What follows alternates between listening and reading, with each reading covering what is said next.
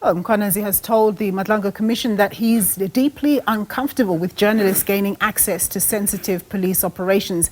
He expressed concern about the potential risk posed by media figures who appear to have insider knowledge of crime intelligence and other police activities. Mkhwanazi warned that such proximity could compromise investigations and national security. His remarks come amid growing scrutiny of information leaks and the role of unofficial channels in shaping public narratives around law enforcement.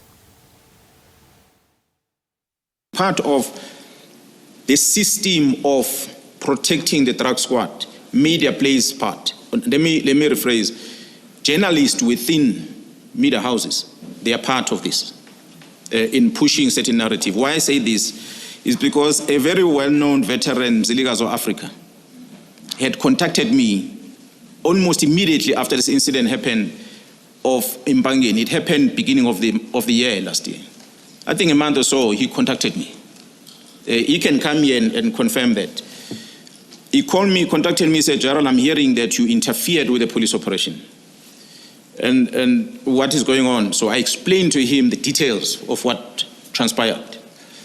He understood. Then he said, okay, well, there's some stories and there's nothing wrong. So he did not publish that.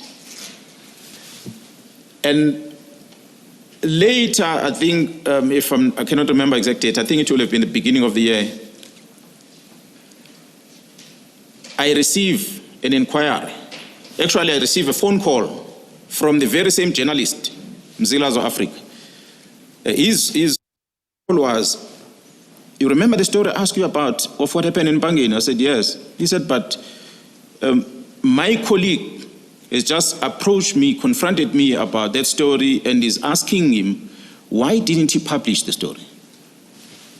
And he said, no, but there was no story there. I listened to this thing and it just didn't make sense. Somebody is trying to peddle and frame Jerome Mkhwanazi for nothing, so I didn't publish this. And in his own words to me, Mkhwanazi of Africa was, this colleague of his says to him, now I'm forced to publish the story. And Mkhwanazi found it strange, so he called me first. He said, hey, who did you upset somewhere in the police? Then I said, no, I don't know anything. Then he said, but is anything happening in the police that will lead people to want to publish this thing that is a year later, so old, they'd want to publish? Then I said, well, the only thing that I'm going to be presiding over a disciplinary case. So he asked me, whose disciplinary case is that? I told him it's for Gerald Khan. He said, oh no, now I connect the dots. Because my colleague and Gerald Khan are close. It could be coming from there. That is his words. Mkhwanazi will come here and say that. But I told him that I'm going to talk about this. He said, no, if he's called here, he will come and talk about it. I know who the colleague is. I'm not going to say it in public.